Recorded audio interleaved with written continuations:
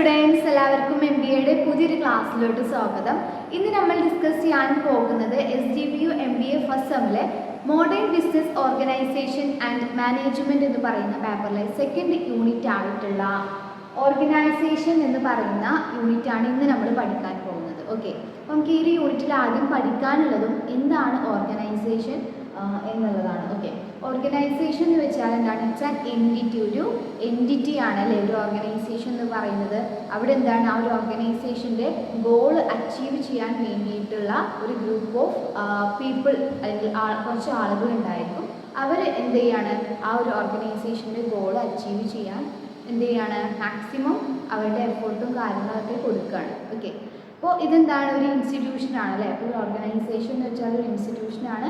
അവിടെ കുറച്ച് group of people ഉണ്ടായിരിക്കും. അവരെന്ത് ചെയ്യാണ് ആ ഒരു ഓർഗനൈസേഷൻ്റെ ഗോള് അച്ചീവ് ചെയ്യുകയാണ്. ഓക്കെ, അതിനെയാണ് ഒരു ഓർഗനൈസേഷൻ എന്ന് പറയുന്നത്. ഓക്കെ, ഇനി നമുക്ക് നോക്കാനുള്ളത് ഓർഗനൈസേഷൻ്റെ നാച്ചർ ആൻഡ് ക്യാരക്ടറിസ്റ്റിക്സ്. ഒരു ഓർഗനൈസേഷൻ ഉണ്ടായിരിക്കേണ്ട സ്വഭാവങ്ങൾ എന്തൊക്കെയാണെന്ന് നമുക്ക് നോക്കാം. ഒന്നാമത് എന്താണ് organising is the primary function of management. നമുക്കറിയാം നമ്മുടെ മാനേജ്മെൻറ്റിന് പ്രധാനമായിട്ടും 5 ഫങ്ഷൻസ് ഉണ്ട് അല്ലേ. Planning, organising, directing, staffing and controlling. Okay, ഇത്രയാണല്ലേ നമ്മുടെ മാനേജ്മെൻറ്റിന് വരുന്ന 5 ഫങ്ഷൻസ്. അപ്പോൾ അതിലെ പ്രൈമറി ഫങ്ഷൻ ആണിത് ഈ ഓർഗനൈസിങ് എന്ന് പറയുന്നത്. ഓക്കെ, രണ്ടാമത്തെ നാച്ചുറൽ എന്ന് വെച്ചാൽ organisation is always related to objective. ഒരു സ്ഥാപനം എപ്പോഴും ആ ഒരു ഓർഗനൈസേഷൻ്റെ ഒബ്ജക്റ്റീവ് അല്ലെങ്കിൽ ഗോൾ ആ ഒരു ലക്ഷ്യവുമായിട്ട് റിലേറ്റ് ചെയ്തിരിക്കുമെന്നാണ് പറയുന്നത്. ഓക്കെ, സെക്കൻഡ് എന്താണ് ഇറ്റ്സ് ആൻ എൻറ്റിറ്റി. നമ്മൾ നേരത്തെ പറഞ്ഞ പോലെ തന്നെ ഒരു ഓർഗനൈസേഷൻ എന്ന് വെച്ചാൽ ഒരു എൻറ്റിറ്റി അല്ലെങ്കിൽ ഒരു സ്ഥാപനമാണ് അല്ലേ. നാലാമത്തെ നാച്ചുറൽ എന്താണ് it's A group of people. അവിടെ ഒരുപാട് ആളുകൾ ഉണ്ടായിരിക്കും ആ ഒരു സെർട്ടൈൻ ഒബ്ജക്റ്റീവ് അല്ലെങ്കിൽ ആ ഒരു ഗോൾ അച്ചീവ് ചെയ്യാൻ വേണ്ടിയിട്ട്. ഓക്കെ, നെക്സ്റ്റ് എന്താണ് ഇറ്റ്സ് എ പ്രോസസ്സ്. അതായത് ഓർഗനൈസേഷൻ എന്ന് വെച്ചാൽ ഒരു പ്രോസസ്സാണ്. ആ ഒരു ഗോൾ നേടിയെടുക്കുക എന്ന് പറയുന്ന ആ ഒരു പ്രക്രിയയെ വിളിക്കുന്ന പേരാണിത് ഓർഗനൈസേഷൻ എന്ന് പറയുന്നത്. ഓക്കെ, ലാസ്റ്റ് നാച്ചുറൽ എന്താണ് ഇറ്റ്സ് എ സ്ട്രക്ചർ. അതായത് ഏതൊരു ഓർഗനൈസേഷനും ഒരു സ്ട്രക്ചർ ഉണ്ടായിരിക്കും. ഫോർമൽ ആയാലും ഇൻഫോർമൽ ആയാലും ആ ഒരു ഓർഗനൈസേഷന് ഒരു ഘടന അല്ലെങ്കിൽ സ്ട്രക്ചർ ഉണ്ടായിരിക്കും. ആ ഒരു ഘടന മൂലമായിരിക്കും ആ ഒരു ഓർഗനൈസേഷൻ്റെ കമ്മ്യൂണിക്കേഷൻസും ഡിസിഷൻ മേക്കിങ്ങും ഇൻസ്ട്രക്ഷൻസും എന്നിവയെല്ലാം പാസ് ചെയ്യുന്നത്. അപ്പോൾ നോർമലി ഒരു ഫോർമൽ ഓർഗനൈസേഷനിൽ സ്ട്രക്ചർ എന്ന് പറയുന്നത് ടോപ്പ് ടു ബോട്ടം ആയിരിക്കും. അതിൻ്റെ ഹൈറാർക്കി വേയിലായിരിക്കും എന്ത് ചെയ്യുന്നത് നമ്മുടെ കമ്മ്യൂണിക്കേഷനും മറ്റു കാര്യങ്ങളൊക്കെ പാസ് ചെയ്യുന്നുണ്ടായിരിക്കുക. അപ്പോൾ ഒരു ഓർഗനൈസേഷൻ എന്താണ് ഒരു സ്ട്രക്ചറും കൂടെയാണ് എന്നാണ് പറയുന്നത്. ഓക്കെ, അപ്പോൾ എല്ലാവർക്കും ഓർഗനൈസേഷൻ എന്താണ് ഓർഗനൈസേഷൻ്റെ നാച്ചുറൽ ക്യാരക്ടറിസ്റ്റിക്സും മനസ്സിലായെന്ന് വിചാരിക്കുന്നു. ഇനി നമുക്ക് പഠിക്കാനുള്ളത് ഓർഗനൈസേഷൻ്റെ പ്രിൻസിപ്പിൾസ് ആണ്. ഓക്കെ, ഒരുപാട് പ്രിൻസിപ്പിൾസ് ഉണ്ട്. വളരെ കുറച്ച് പ്രിൻസിപ്പിൾസ് മാത്രമേ ഇവിടെ കൊടുത്തിട്ടുള്ളൂ. അപ്പോൾ ഒന്നാമത്തെ പ്രിൻസിപ്പിൾ എന്താണ് the principle of delegation of authority. ഒന്നാമത്തെ പ്രിൻസിപ്പിൾ കൊണ്ട് ഉദ്ദേശിക്കുന്നത് നമ്മുടെ ഒരു ഓർഗനൈസേഷനിൽ എങ്ങനെയായാലും വരുന്നൊരു കാര്യമാണല്ലേ അതോറിറ്റി എന്ന് വെച്ചാൽ അധികാരം. അതിൻ്റെ ബേസിലായിരിക്കും ആ ഒരു ഓർഗനൈസേഷനിലെ ഓരോ വർക്കേഴ്സും മൂവ് ചെയ്യുന്നത് അല്ലെങ്കിൽ വർക്ക് ചെയ്യുന്നുണ്ടായിരിക്കുന്നത്. ഓക്കെ, അപ്പോൾ ആ ഒരു അതോറിറ്റി അല്ലെങ്കിൽ ആ ഒരു അധികാരം എന്ത് ചെയ്യാണ് ഡെലിഗേറ്റ് ചെയ്യുക എന്നുള്ളതാണ് ഇവിടെ ഉദ്ദേശിക്കുന്നത്. ഡെലിഗേറ്റ് ചെയ്യുക എന്ന് വെച്ചാൽ നമുക്കറിയാം നമ്മുടെ ഒരു ഓർഗനൈസേഷനിൽ 3 ലെവൽ ഓഫ് മാനേജ്മെൻറ്റ് ഉണ്ട് അല്ലേ. ടോപ്പ്, മിഡിൽ, അതുപോലെ തന്നെ ലോവർ ലെവൽ മാനേജ്മെൻറ്റ്.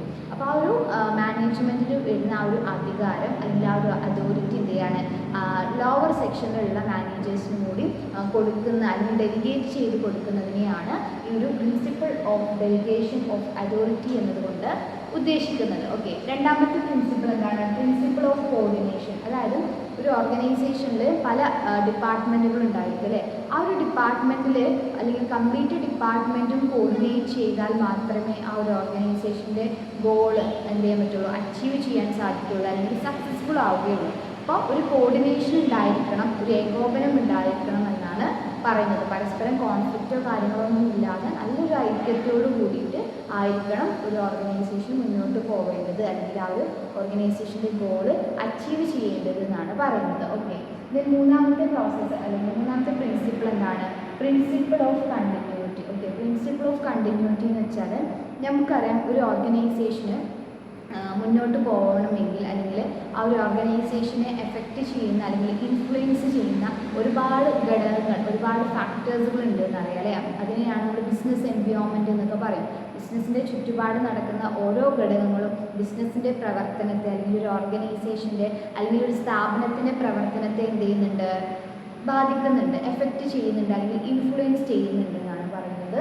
അപ്പോൾ എന്താണ്, ഒരു ഓർഗനൈസേഷന് അങ്ങനെ ഒരുപാട് ഫാക്ടേഴ്സുകൾ വരുന്നുണ്ട് എങ്കിലും ആ ഒരു ഓർഗനൈസേഷൻ എന്ത് ചെയ്യണം, മുന്നോട്ട് തന്നെ ഒരു കണ്ടിന്യൂറ്റി ഉണ്ടായിരിക്കണം എന്നാണ് പറയുന്നത്. അതായത് ഒരു നെവർ എൻഡിങ് പ്രോസസ്സ് ആണ്, ഒരിക്കലും അതെന്ത് ചെയ്യില്ല, എൻഡ് ചെയ്യില്ല, എപ്പോഴും അതിലൊരു കണ്ടിന്യൂറ്റി ഉണ്ടായിരിക്കും എന്നാണ് പറയുന്നത്. ഓക്കെ, ദെൻ നാലാമത്തെ പ്രിൻസിപ്പിൾ എന്താണ്, principle of explanation. Principle of explanation എന്ന് വെച്ചാൽ നമ്മൾ ഒരു ഓർഗനൈസേഷനിൽ പറഞ്ഞു ഗ്രൂപ്പ് ഓഫ് പീപ്പിൾ ഉണ്ടായിരിക്കും എന്ന് പറഞ്ഞില്ലേ, ഒരുപാട് ആളുകൾ ഉണ്ടായിരിക്കും എന്ന് പറഞ്ഞു. അപ്പോൾ ഓരോ വ്യക്തികൾക്കും ആ ഒരു ഓർഗനൈസേഷനിൽ അപ്പോയിൻറ്റ് ചെയ്തിട്ടുള്ള ഓരോ വ്യക്തികൾക്കും നമ്മൾ എന്ത് ചെയ്ത് കൊടുക്കണം, എക്സ്പ്ലെയിൻ ചെയ്ത് കൊടുക്കണം.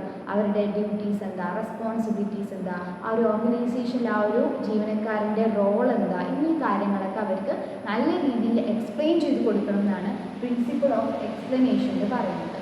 ഓക്കെ, അപ്പോൾ എല്ലാവർക്കും ഈ ഒരു ഓർഗനൈസേഷൻ്റെ പ്രിൻസിപ്പിൾസ് മനസ്സിലായെന്ന് വിചാരിക്കുന്നു.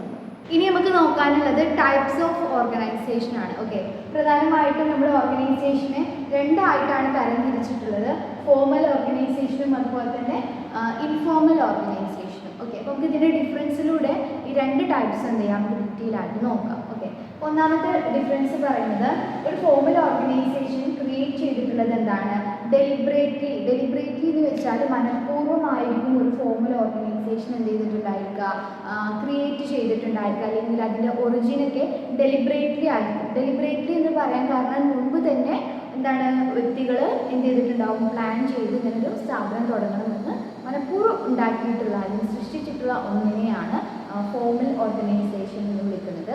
എന്നാൽ ഈ ഇൻഫോർമൽ ഓർഗനൈസേഷൻ്റെ ഒറിജിൻ അല്ലെങ്കിൽ അതിൻ്റെ അറൈസ്മെൻറ്റ് എന്ന് പറയുന്നത് എന്താണ്, സ്പോണ്ടന്യൂസ്ലി അല്ലെങ്കിൽ വോളണ്ടിയർലി, സ്വമേധയാ തുടങ്ങിയിട്ടുള്ള അല്ലെങ്കിൽ ക്രിയേറ്റ് ചെയ്തിട്ടുള്ള ഒന്നാണിത് ഇൻഫോർമൽ ഓർഗനൈസേഷൻ എന്ന് പറയുന്നത്. ഓക്കെ, സ്പോണ്ടന്യൂസ്ലി. ദെൻ സെക്കൻഡ് ഡിഫറൻസ് എന്താണ്, പ്ലാൻഡ് ആൻഡ് ഒഫീഷ്യൽ. നമ്മൾ നേരത്തെ പറഞ്ഞ പോലെ തന്നെ ഒരു ഫോർമൽ ഓർഗനൈസേഷനെ മുൻപ് തന്നെ എന്താ ചെയ്തിട്ടുണ്ടായിരിക്കും, ഡിസൈൻ ചെയ്തിട്ടുണ്ടായിരിക്കും അല്ലെങ്കിൽ പ്ലാൻ ചെയ്തിട്ടുണ്ടായിരിക്കും. then അവിടെയുള്ള കാര്യങ്ങളെല്ലാം എന്താണ്, പക്ക ഒഫീഷ്യലായിരിക്കും. ഓക്കെ, എന്നാൽ ഒരു ഇൻഫോർമൽ ഓർഗനൈസേഷനിലോ അൺപ്ലാൻഡ് ആൻഡ് അൺഒഫീഷ്യൽ ആയിരിക്കും. അതായത് മുൻകൂട്ടി പ്ലാൻ ചെയ്തിട്ടോ അല്ലെങ്കിൽ ഒഫീഷ്യൽ ആയിട്ടുള്ള കാര്യങ്ങളോ ഒന്നും ആയിരിക്കില്ല. അവിടെയൊക്കെ എന്താണ്, ആ ഒരു വോളണ്ടറി ആയിട്ടുള്ള ആ ഒരു അസോസിയേഷൻ ആയിരിക്കും അവിടെ ഉണ്ടായിരിക്കുക എന്നാണ് പറയുന്നത്. ഓക്കെ, ദെൻ മൂന്നാമത്തെ ഡിഫറൻസ് എന്താണ്, ഒരു ഫോർമൽ ഓർഗനൈസേഷൻ്റെ സൈസ് എന്ന് പറയുന്നത് എന്താണ്, ലാർജ് ആയിരിക്കും.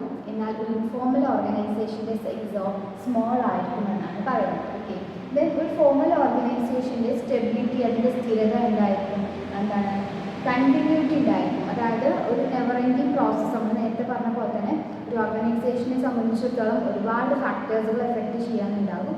എന്നാലും അതിനെയൊക്കെ മറികടന്ന് എന്ത് ചെയ്യും, ഒരു കണ്ടിന്യൂറ്റി, ഒരു സ്റ്റെബിലിറ്റി ഉണ്ടായിരിക്കും എന്നാണ് പറയുന്നത്.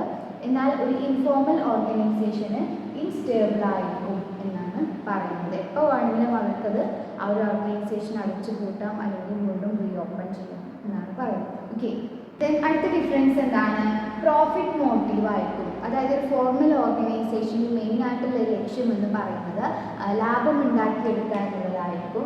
എന്നാൽ ഒരു ഇൻഫോർമൽ ഓർഗനൈസേഷൻ്റെ മെയിൻ ഗോൾ എന്ന് വെച്ചാൽ സാറ്റിസ്ഫാക്ഷൻ ഓഫ് മെമ്പേഴ്സ് അല്ലെങ്കിൽ വെൽഫെയർ ഓഫ് പീപ്പിളൊക്കെ ആയിരിക്കും, ആളുകളെ സംതൃപ്തിപ്പെടുത്തുക എന്നുള്ളതായിരിക്കും. ഓക്കെ, ലാസ്റ്റ് ഡിഫറൻസ് എന്താണ്, ഫോർമൽ റിലേഷൻഷിപ്പ് ബിറ്റ്വീൻ എംപ്ലോയീസ്. ഒരു ഫോർമൽ ഓർഗനൈസേഷനിൽ വർക്ക് ചെയ്യുന്ന വർക്കേഴ്സ് തമ്മിൽ അല്ലെങ്കിൽ അവരുടെ റിലേഷൻഷിപ്പ് എന്ന് പറയുന്നത് ഒരു ഫോർമൽ ആയിരിക്കും.